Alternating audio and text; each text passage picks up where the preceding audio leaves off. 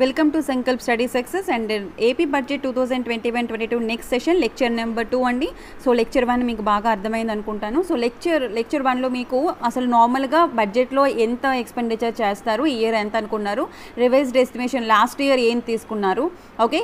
So ఎంత expenditure వస్తుంది, ఎంత రిసిప్ట్స్ వస్తుంది, దేనికి నార్మల్గా ఎంత ఖర్చు పెడుతున్నారని జస్ట్ ఓవరాల్ ఒక లుక్ ఇచ్చాను, ఓకేనా. ప్రతి ఒక్క దాని మీద కొంత ఓవర్వ్యూగా మీరు చూసుకున్నారు. ఇప్పుడు డీప్గా ఒక్కొక్క దాని గురించి ఎనాలిసిస్ చేద్దాము. అంటే ఎలాగో చెప్తాను మీకు.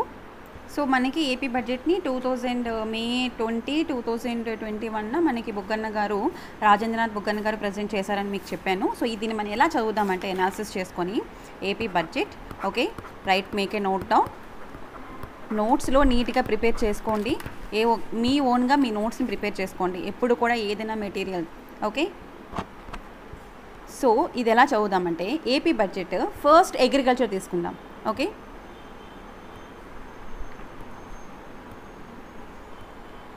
అగ్రికల్చర్ ఫస్ట్ తీసుకుంటే ఫస్ట్ నేను ఇలా రాస్తున్నాను మీకు. ఏపీ బడ్జెట్ మనకి అగ్రికల్చర్ 1 by 1, ఓకే. అగ్రికల్చర్ తర్వాత ఏం చదువుకుందాము, యానిమల్ అండ్ హస్బెండరీ గురించి. అంటే animal and husbandry and dairy development కోసం ఎంత ఖర్చు పెట్టారు అని. Animal and husbandry and dairy development,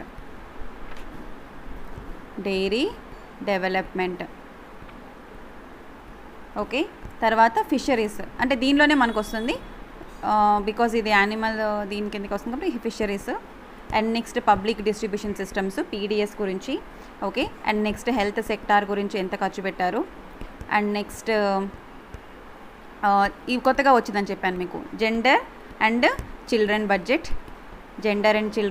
previous క్లాస్లో మెయిన్ 3 ఫోకస్ ఏరియాస్ చేద్దాము, gender and children and minorities, okay. And next one women empowerment గురించి ఎంత ఖర్చు పెడతారు, ఓకే. ఉమెన్ ఎంపవర్మెంట్లో మనకున్న స్కీమ్స్ ఏంటి అని అర్థమైందండి. సో ఇప్పుడు మనకి అగ్రికల్చర్ తీసుకుందాం అనుకోండి. అగ్రికల్చర్లో మనకి ఏంటి ఉంటాయి, వైఎస్ఆర్ రైతు భరోసా, ఓకే. అందరూ జాగ్రత్తగా రాసుకోండి నోట్స్. వైఎస్ఆర్ రైతు భరోసా గురించి, అంటే వైఎస్ఆర్ రైతు భరోసా కోసం ఎంత ఖర్చు పెట్టారు, ఎంత ఖర్చు పెట్టాలనుకుంటున్నారు, నాట్ ఎంత ఖర్చు పెట్టాలనుకుంటున్నారు, బికాజ్ ఈ ఇయర్ బడ్జెట్లో ఎంత రిలీజ్ చేశారు. అది అంత అవ్వచ్చు, అంతకన్నా తక్కువ కావచ్చు. అది మనకి నెక్స్ట్ ఇయర్ వచ్చిన ఎకనామిక్ సర్వేలో తెలుస్తుంది, okay. Next free crop insurance, YSR free crop insurance. And next one వడ్డీ లేని రుణాలు, ఓకే. వడ్డీ లేని రుణాలు. అలాగే రైతు భరోసా కేంద్రాలు, ఆర్బీకేస్, రైతు భరోసా కేంద్రాలు. అదేవిధంగా యానిమల్ హస్బెండరీ అండ్ ఫిషరీస్లో తీసుకుంటే యానిమల్ హస్బెండరీలో Jagananna Jeevakranthi, okay. Jagananna Jeevakranthi, okay. And next one animal and హస్బెండరీలోని అమూల్ ప్రాజెక్ట్ గురించి. So this one also new focus area, Amul project.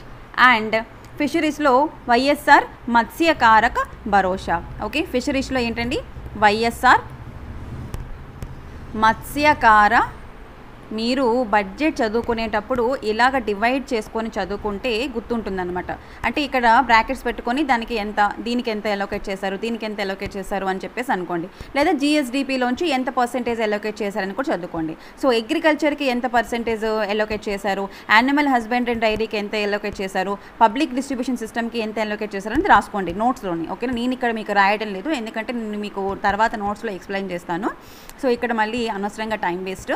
So gender and చిల్డ్రన్లో మనకి వైఎస్ఆర్ ప్రీ ప్రైమరీ స్కూల్ అని, అంగన్వాడీస్ అని ఇలా ఉన్నాయన్నమాట, ఓకే. ఉమెన్ ఎంపవర్మెంట్కి వచ్చేసరికి వైఎస్ఆర్ ఆసరా, వైఎస్ఆర్ సున్నా వడ్డీ, వైఎస్ఆర్ చేయూత అండ్ సేఫ్టీ పర్పస్ గురించి దిశ, ఇవన్నీ ఉన్నాయి కదా, రైట్.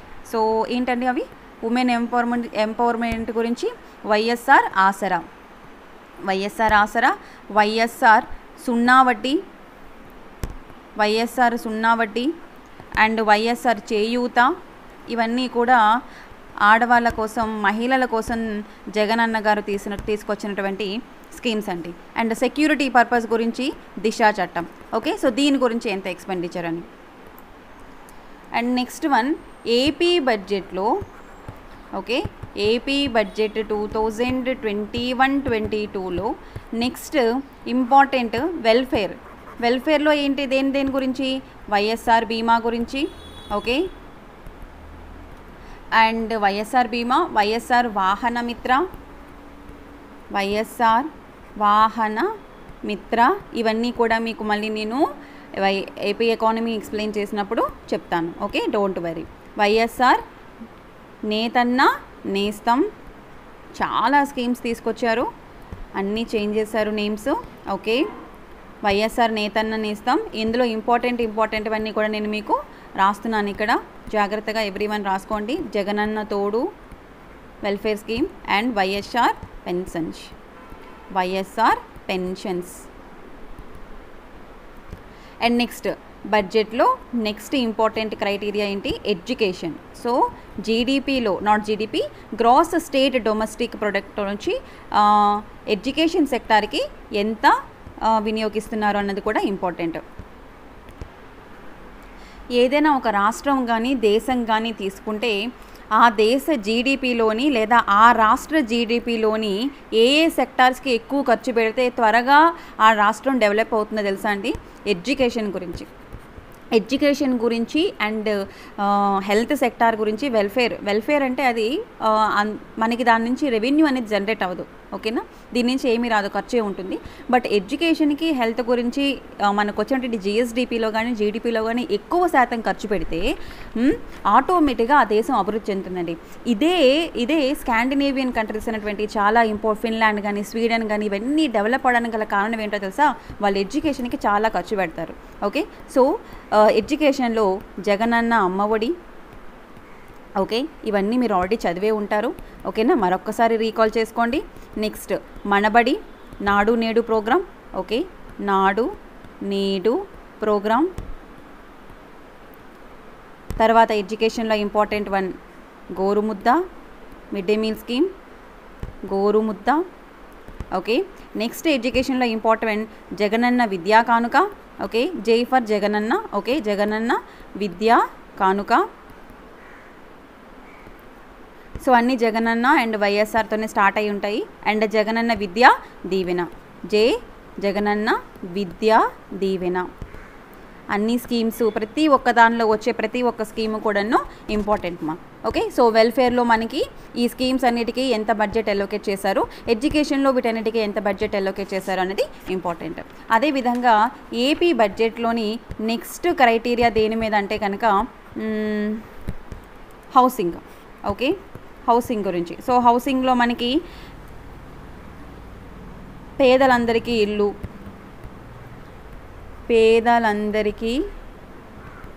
ఇల్లు. నెక్స్ట్ స్కీమ్ వచ్చేసి రూరల్ డెవలప్మెంట్ గురించి ఎంత ఖర్చు పెట్టారు. Okay, and next one YSR Jalakala. Okay, YSR Jalakala. And next criteria urban డెవలప్మెంట్లో మళ్ళీ డిఫరెంట్ స్కీమ్స్ ఉన్నాయి.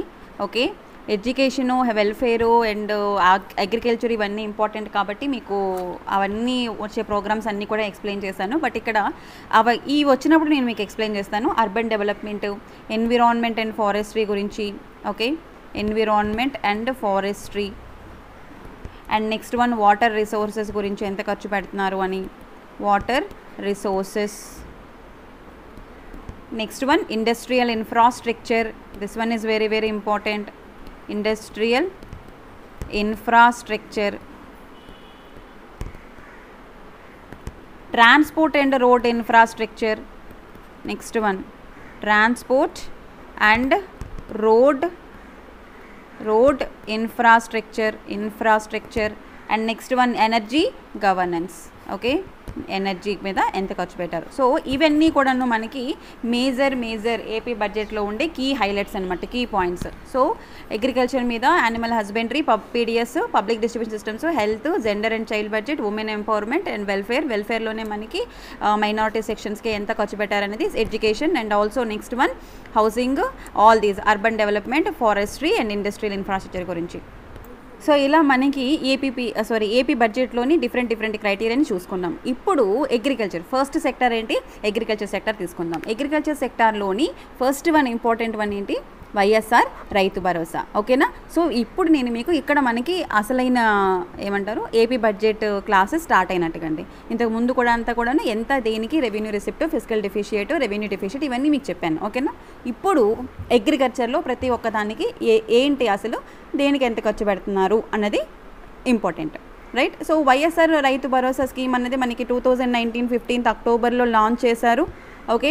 సో ఏంటి ఇక్కడ ఇన్వెస్ట్మెంట్ సపోర్ట్ ఇవ్వడం జరుగుతుంది గవర్నమెంట్ నుంచి ఎవ్రీ ఫార్మ్ ఫ్యామిలీకి. ఓకేనా. ప్రతి ఒక్క ఫార్మ్ ఫ్యామిలీకి రిమెంబర్ హియర్, ఎందుకంటే ఈ 13,500 రూపాయలు సంవత్సరానికి ఏదైతే ఫార్మర్కి ఇస్తారో, రైతుకి ఇస్తారో, ఓకేనా. ఇప్పుడు ఎవరైనా సరే రైతు ఇన్పుట్స్ కావాలి కదా, లైక్ ఫెర్టిలైజర్స్ కానీ, ఎరువులు కావాలి, విత్తనాలు కావాలి, ఓకేనా, పెస్టిసైడ్స్ కావాలి, పెస్టిసైడ్స్ అంటే పురుగుల మందులు కావాలి, ఓకేనా. సో వీటన్నిటికీ కూడా ఇన్పుట్స్ ఇవ్వాలి. ఆ ఇన్పుట్స్ మెయింటైన్ చేయడం కోసం ఆ నీడ్ని వాళ్ళకి ఇవ్వడం కోసం గవర్నమెంట్ 13,500 రూపాయలని ప్రతి సంవత్సరం కూడా ఒక ఫార్మర్కి ఇవ్వడం జరుగుతుంది. అయితే ఇక్కడ ఆంధ్రప్రదేశ్ అనేది ఈజ్ ద ఓన్లీ స్టేట్, ఓకేనా. So very important, is the only state which provides the input support of 13,500 per year, not only to the farmers, రైతులకి మాత్రమే కాదు, టెనెంట్స్కి అండ్ ఆర్ఓఎఫ్ఆర్ ఫార్మర్స్కి కూడాను. ఆర్ఓఎఫ్ఆర్ ఫార్మర్స్ అంటే ఎవరు, రిజిస్టర్డ్ ఫార్మర్స్, అంటే ఇది రికగ్నైజేషన్ ఆఫ్ ఫారెస్ట్ రైట్స్ కింద ఉన్నటువంటి ఫార్మర్స్ అనమాట. Recognition of forest rights farmers. So very important ఇక్కడ ఆర్ఓఎఫ్ఆర్ అంటే ఏంటి, రికగ్నైజేషన్ ఆఫ్ ఫారెస్ట్ రైట్స్.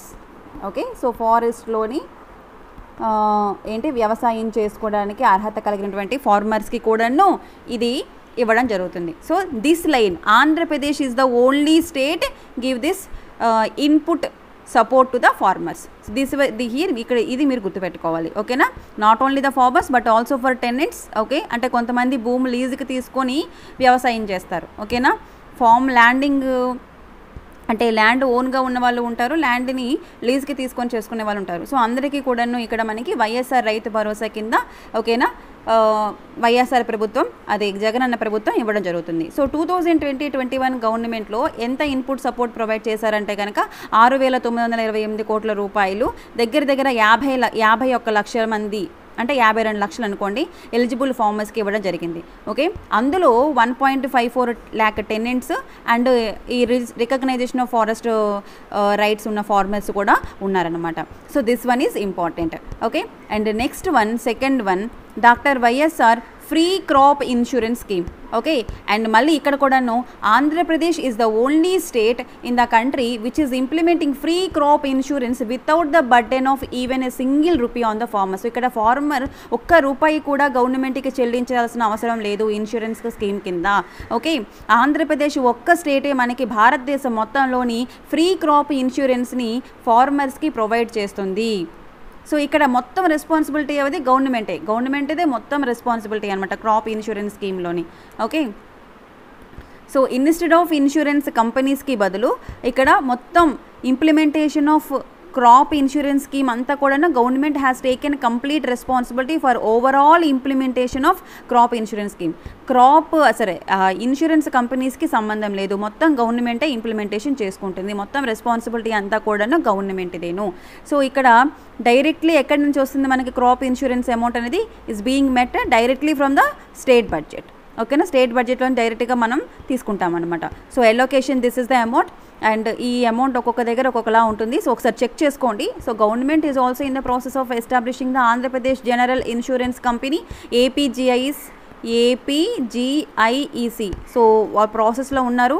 వీటిని ఏర్పాటు చేయడానికి ఆంధ్రప్రదేశ్ జనరల్ ఇన్సూరెన్స్ కంపెనీని ఇప్పుడు అంటే ఇన్సూరెన్స్ కంపెనీ అనమాట, అది మన స్టేట్కి మాత్రమే, state owned company. Okay. Like మనకి ఇప్పుడు ఎల్ఐసి ఇవన్నీ ఎలా ఉన్నాయో ఆంధ్రప్రదేశ్ జనరల్ ఇన్సూరెన్స్ కంపెనీని కూడా ఎస్టాబ్లిష్ చేయడానికి ప్రాసెస్లో ఉంది ఆంధ్రప్రదేశ్ గవర్నమెంట్. ఓకే. ఇది కనుక వచ్చేస్తే చాలా హ్యాపీ అనమాట అందరికీ.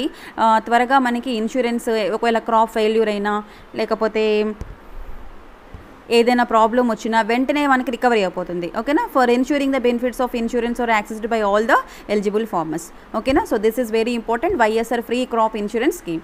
And next one, third one, వడ్డీ లేని రుణాలు. సో థర్డ్ వన్ వడ్డీ ఇదంతా కూడా మనకి అగ్రికల్చర్లోనండి. ఓకేనా, ఆ చార్ట్ని, ఆ ట్రీ డయాగ్రామ్ని డ్రా చేసుకున్నారు కదా, సో అందులో ఒక్కొక్క సెక్టార్ని కూడా నేను మీకు ఎక్స్ప్లెయిన్ చేసుకుంటూ వెళ్తాను. ఓకేనా, వీలైతే రోజుకు ఒక లెసన్ని మీరు వినడానికి ప్రయత్నం చేయండి. వడ్డీ లేని రుణాలు తీసుకుంటే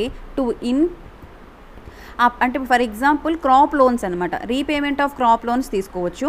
సో అప్ టు 1 lakh వరకు తీసుకుంటే కనుక interest subvention for the crop loans amounting up to 1 lakh rupee. Okay, so ఇక్కడ ఇంట్రెస్ట్ సబ్వెన్షన్ అంటే ఏంటి? సబ్వెన్షన్ అంటే అర్థం ఏమిటి? రాయితీ, అంటే ఇంట్రెస్ట్లోని రాయితీ ఇస్తున్నారనమాట. ఎక్కడి వరకు?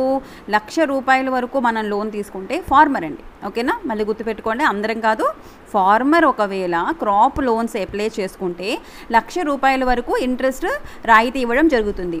సో ఇక్కడ మనకి ట్రాన్స్పరెన్సీ, పారదర్శకతని ప్రూవ్ చేయడం కోసం ఏం చేస్తున్నారంటే డైరెక్ట్గా ఆ ఇంట్రెస్ట్ సబ్సిడీ ఏదైతే ఇస్తున్నారో ఎలిజిబుల్ ఫార్మర్స్కి వాళ్ళ యొక్క అకౌంట్స్లోనే డైరెక్ట్గా పడుతుంది. ఫార్మర్స్ యొక్క బ్యాంక్ అకౌంట్లోనే డైరెక్ట్గా అమౌంట్ అనేది పడుతుంది. సో దీనికోసం 500 crores వరకు అలొకేషన్ చేయడం జరిగిందనమాట. And next one, Rythu Bharosa కేంద్రాలు. ఇదేనోదండి 4వది, రైట్. సో 4th వన్ వచ్చేసి రైతు భరోసా కేంద్రాలు. సో ఈ రైతు భరోసా కేంద్రాల్లో మనకి ఏంటి ప్రొవైడ్ చేస్తారు? క్వాలిటీ ఆఫ్ ఫెర్టిలైజర్స్ని, అదే ఇన్పుట్స్ని ప్రొవైడ్ చేస్తారు. ఇన్పుట్స్ ఏంటంటే కావాలి మనకి? సీడ్స్ కావాలి, విత్తనాలు కావాలి, అండ్ పెస్టిసైడ్స్ కావాలి, ఓకే, ఫెర్టిలైజర్స్ కావాలి, అండ్ టెస్టింగ్ ఆఫ్ సాయిల్ కావాలి. ఓకేనా, అంటే సాయిల్ని టెస్ట్ చేయడము, ఇవన్నీ కూడాను అంటే they will RBS Rythu Bharosa కేంద్రాలు will provide multi brand quality inputs. Okay, ఇంచుమించుగా గవర్నమెంట్ అనేది established 1054 rural and 234 urban YSR Rythu భరోసా కేంద్రాలు. ఓకేనా, సో రైతు భరోసా కేంద్రాలని ఇంచుమించుగా రూరల్లో 10,544ని స్థాపించింది, అలాగే అర్బన్ ఏరియాస్లో 234ని స్థాపించింది. ఓకే, సో అలాగే గవర్నమెంట్ ఏమని డిక్లేర్ చేసిందంటే ఈ వైఎస్ఆర్ రైతు భరోసా కేంద్రాలని procurement centres for agriculture and horticulture crop ప్రొడ్యూస్గా డిక్లేర్ చేసిందనమాట. ఓకేనా, so this statement is very important. Rythu Bharosa కేంద్రాలని ఏమని డిక్లేర్ చేసింది? Procurement centres for agriculture and horticulture crop ప్రొడ్యూస్గా డిక్లేర్ చేసింది. Okay, so Andhra Pradesh is the only state in the country to undertake a procurement at MSP minimum support price at village level. Then ఇక్కడ ఏంటి farmers యొక్క transport cost అనేది తగ్గుతుందన్నమాట. So ఇక్కడ రైతు భరోసా కేంద్రాలు ఏంటి చేస్తాయి అంటే కనుక ఇన్పుట్స్ని ఇవ్వడమే కాదు, ఫార్మర్ నాలెడ్జ్ సెంటర్స్ కూడాను. అంటే ఫార్మర్ నాలెడ్జ్ సెంటర్స్ అంటే ఏంటంటే రైతుకి ఇంతకుముందు తెలిసేది కాదు. ఓకేనా, బట్ ఇప్పుడు రైతు భరోసా కేంద్రాల ద్వారా వాళ్ళు వాళ్ళ యొక్క సాయిల్ యొక్క ఫెర్టిలిటీని తెలుసుకోవడం కానీ, ఓకేనా, టెస్టింగ్ ఆఫ్ సాయిల్ చేయొచ్చు. అలాగే ఎంఎస్పి మినిమం సపోర్ట్ ప్రైజ్ అంటే ఇప్పుడు గోధుమలకి ఎంత మినిమం సపోర్ట్ ప్రైజ్ ఉంది, అలాగే సీడ్స్కి ఎంత ఉంది, వేరుశెనగకి ఎంత ఉంది, ప్రతి ఒక్కదానికి ఎంత ఉంది అని కూడా రైతు భరోసా కేంద్రాల ద్వారా తెలుసుకోవచ్చు. ఓకేనా, so they will display the information on MSP, technical guidance ఇస్తారు. ఓకేనా, క్రాప్ ఇన్సూరెన్స్ మనకి ఇంతకుముందు వచ్చింది. సో క్రాప్ ఇన్సూరెన్స్లో ఎలా ఎన్రోల్ అవ్వాలో వాళ్ళు చెప్తారు. రైతు భరోసా కేంద్రాల వాళ్ళు మొత్తం ఫార్మర్కి సంబంధించిన నాలెడ్జ్ అంతా కూడా వాళ్ళు ఇస్తారనమాట. ఓకే, సో ఫార్మర్కి కావాల్సిన పరిజ్ఞానాన్ని అంతా కూడాను రైతు భరోసా కేంద్రాలు ఇవ్వడం జరుగుతుంది. అయితే Andhra Pradesh is the only state in the country to undertake the procurement at MSP at village లెవెల్లో తీసుకోవడం జరుగుతుంది. అంటే ఏంటి ఇక్కడ మినిమం సపోర్ట్ ప్రైజ్కి వాళ్ళ దగ్గర వాళ్ళు పండించిన పంటల్ని వీళ్ళే తీసుకుంటున్నారనమాట. Rythu Bharosa కేంద్రాలే minimum support price ఎంతైతే ఉందో సో ఆ అమౌంట్కే విలేజ్ లెవెల్లో తీసుకుంటున్నారు. సో ఫార్మర్స్కి ఇక్కడ ఏంటికి తగ్గిపోయింది? ట్రాన్స్పోర్ట్ కాస్ట్ అనేది తగ్గిపోయింది అనమాట. So this is about Rythu Bharosa కేంద్రాలు. అలాగే అగ్రి టెస్టింగ్ ల్యాబ్స్కి ఎంత టోటల్ ఎన్ని ల్యాబ్స్ ఉన్నాయి? 158 ల్యాబ్స్ ఉన్నాయి వైఎస్ఆర్ అగ్రి టెస్టింగ్ ల్యాబ్స్. అందులో 147 ల్యాబ్స్ ఇన్ రూరల్ కాన్స్టిట్యూషన్లో ఉన్నాయి అండ్ 11 ల్యాబ్స్ డిస్ట్రిక్ట్ లెవెల్లో ఉన్నాయి. ఓకేనా, దీనికి 88 కోట్ల దాకా అలొకేట్ చేశారు.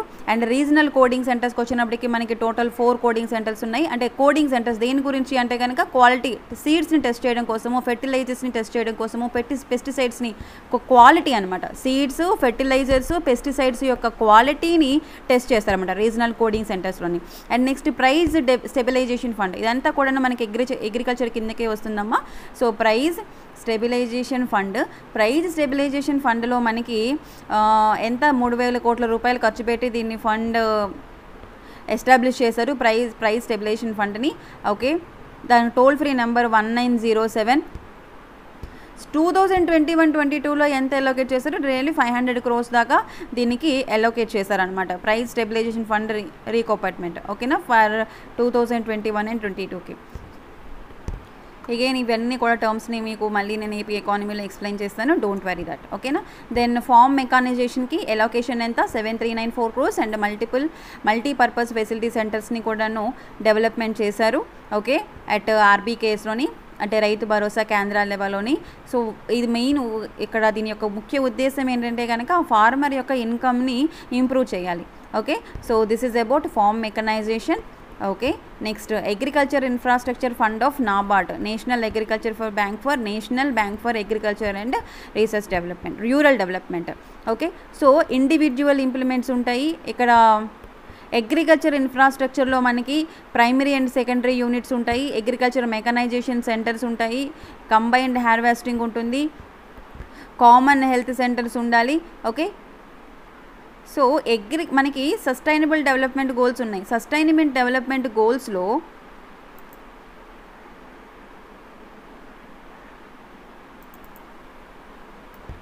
సస్టైనబుల్ డెవలప్మెంట్ గోల్లోని మనకి ఏంటంటే 4th గోల్ ఉందన్నమాట. We will achieve this goal.